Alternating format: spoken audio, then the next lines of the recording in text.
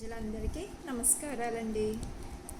నేను ఒక బ్రహ్మం గారి కాలజ్ఞానంలో లిఖించబడిన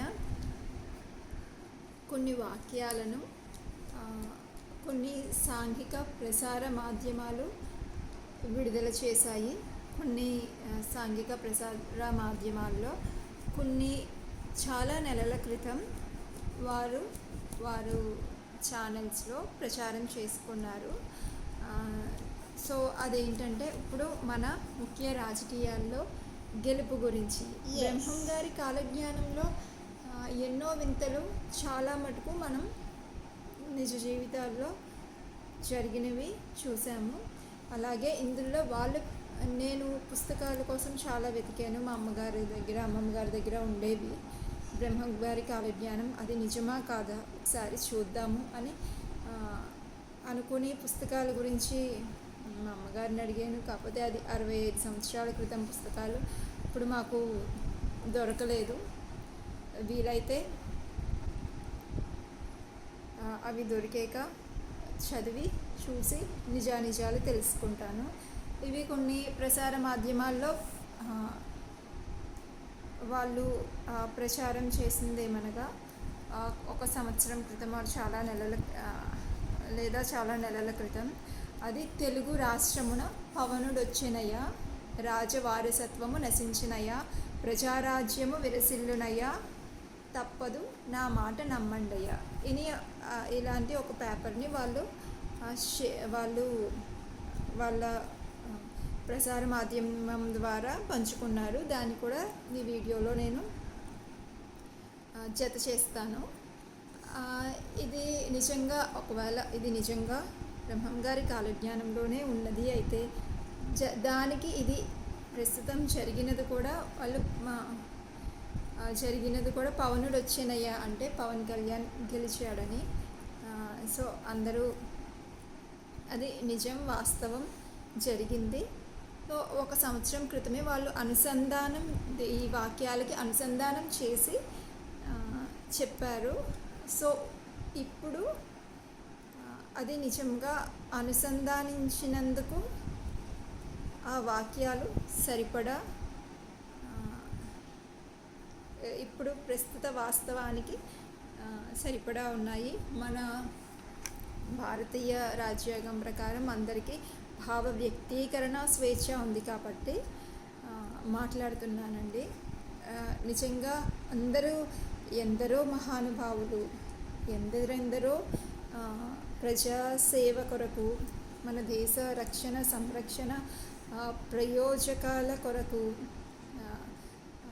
జనాలు సంతోషంగా జీవించుట కొరకు ఎందరో సేవా దృక్పథంతో ఎందరో పోటీ చేశారు సేవ చేయుట కొరకు. సో దీనికి పోటీ పడి కొందరు గెలిచారు. అలాగే ఓడిపోయిన వాళ్ళు కూడా ఒకసారి గెలిచిన వాళ్ళే. గెలుపు చూసిన వాళ్ళు ఓటమి చూశారు, ఓటమి చూసిన వాళ్ళు మరలా అంతే ఓటమి. ఇదివరకు ఓటమి చూసిన వాళ్ళు శక్తిని కూడుకొని దాన్ని అంతకన్నా బలంగా ఇప్పుడు వికసించారు, నిజంగానే గెలిచారు. ఒక సింహంలాగా దూసుకు వచ్చి నిజంగానే గెలిచారు.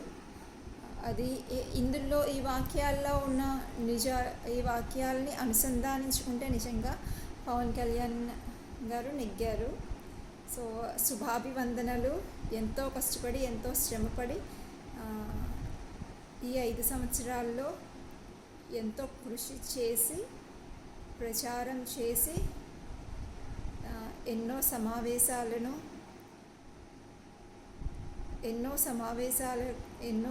సమావేశాలు తర్వాత, ఎన్నో పాదయాత్రల తర్వాత, ఎందరో జనాల్ని కలిసిన తర్వాత, మాట్లాడి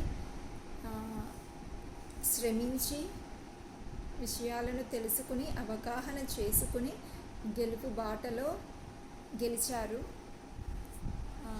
సో ఇక్కడ రాజవారసత్వము అనగా రాజశేఖర రెడ్డి గారిని ఆయన కూడా చాలా మహానుభావులు, ఎన్నో మంచి కార్యక్రమాలు చేశారు. ఆయన వారసత్వం నశించినయ్యా అని పోల్చడం జరిగింది ఆ సాంఘిక ప్రసార మాధ్యమంలో. నిజంగానే ఒకసారి గెలుపుని చూశారు, అలాగే ప్రస్తుతం ఓటమిని కూడా చూశారు. దాని తర్వాత వాక్యము, ప్రజారాజ్యము విరసిల్లునయ్యా, తప్పదు నా మాట నమ్మండయ్యా. సో నా మాట తప్పదు, నమ్మండి.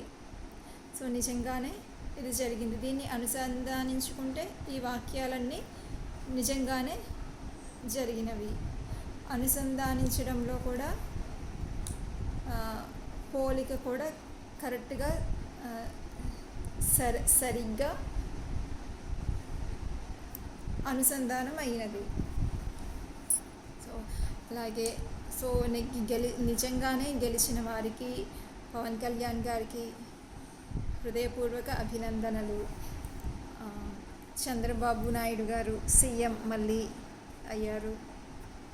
అవ్వబోతున్నారు, ప్రమాణ స్వీకారం జరుగుతుంది వీరందరికీ. సో ఎంతో కృషి చేసి జనాల సమస్యలను తెలుసుకొని ఓటమిని చూసాక గెలుపు బాటలో ఎన్నో అడుగులు వేస్తూ, ఎంతో లోతుగా ఆలోచిస్తూ, లోతైన పద్ధతిలో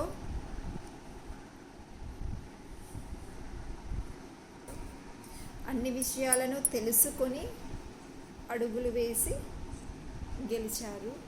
అలాగే మన ప్రధానమంత్రి మోదీ గారు మరలా ఆయనే ప్రధానమంత్రిగా మన దేశ సంరక్షణ కోసం మన చిన్నప్పటి నుండి ఆయనకున్న పట్టుదల, కృషి, ఆయన స్వభావం, దేశం పైన భక్తి, ప్రేమ, మన దేశాన్ని అగ్రగామిగా నిలపడానికి ఆయన చేసిన శ్రమ, ఆయన ఆలోచన, వ్యవహార శైలి, రీతి అవే ఆయన్ని గెలుపు బాటలో నిలబెడతాయి. తప్పకుండా అందరి సహకారం మన మోదీ గారికి ఉంటుంది. హృదయపూర్వక వందనాలు, అభివందనాలు మన మోదీ గారికి. ఎంతో ఆనందంగా ఉంది. మన దేశ భవిష్యత్తు కోసం ఆయన చేసిన కృషి మరియు చేస్తారని నమ్మకంతో ఆయన్ని గెలిపించుకున్నారు ఈ భారతదేశపు జనాలు. మళ్ళీ ఆయనే ప్రధానమంత్రిగా రావడానికి తగిన రీతిలో అందరూ మనస్ఫూర్తిగా కృషి చేశారు చాలామంది. ఎవరి అభిప్రాయాలు వారివి కాబట్టి చాలామంది. అలాగే మా నియోజకవర్గం ఉంది కాబట్టి మా కుటుంబ సభ్యులు, మా పెద్దనాన్నగారు రఘురామ్ కృష్ణంరాజు గారు నిలబడ్డారు. చివరి నిమిషంలో ఆయనకి సీటు వచ్చినా సరే ఎంతో ప్రణాళికాబద్ధంగా అన్ని ప్రదేశాలను పరిశీలించి, పర్యవేక్షించి కుటుంబ సమేతంగా జన సమూహంతో తన శైలిలో తన ప్రచారం కొనసాగించి, తన శైలిలో కృషి చేసి నిలిచి గెలిచారు. ఆయనకి కూడా వందనాలు. అలాగని మా నియోజకవర్గంలో కృషి చేసిన సేవా దృక్పథంతో మరి ఇద్దరు మా నియోజకవర్గంలో గట్టి పోటీ, ఎంతో శ్రమ, కృషి చేశారు. సో వాళ్ళు కూడా వైఎస్ఆర్సీపీ తరపున నిలుచున్న ఆ అంకుల్ కూడా చాలా కృషి చేసి ఎన్నో సేవా కార్యక్రమాలు చేసి తన ప్రయత్నాన్ని తను కొనసాగించారు. అలాగే ఇండిపెండెంట్ అభ్యర్థిగా నిలుచున్న ఆ అంకుల్ కూడా చాలా తన పట్టు వదలని శక్తిలా ఆయన ప్రచారంలో ఆయన చేశారు. ఆయన కూడా కృషి చేశారు. ప్రజాసేవకై వారు చేసిన అసలు ప్రయత్నమే లేకుండా గెలవాలి అనుకోవడం ఓటమి. ప్రయత్నం చేసి ఓడిపోవడం కూడా గెలిపే. సో వాళ్ళకి కూడా వందనాలు. ప్రధానంగా ఆఖరి నిమిషంలో ఉండి నియోజకవర్గ చరిత్రగా నిలిచిపోయేలాగా గెలిచిన రఘురామకృష్ణంరాజు గారికి మరి ఒకసారి అభినందనలు. ప్రతి మన దేశంలో గెలిచిన ప్రతి అభ్యర్థికి వందనాలు, అభివందనాలు. అందరి ప్రతి ఒక్కరి సహకారం మన దేశ భవిష్యత్తు కోసం ప్రయత్నించే వారికి అందాలని మనస్ఫూర్తిగా కోరుకుంటూ, జై భారత్ మాత, జై జై భారత్ మాత, జై జై జై భారత్ మాత, జై తెలుగు తల్లి, మా తెలుగు తల్లి, భారత్ మాతాకి జై. బాయ్.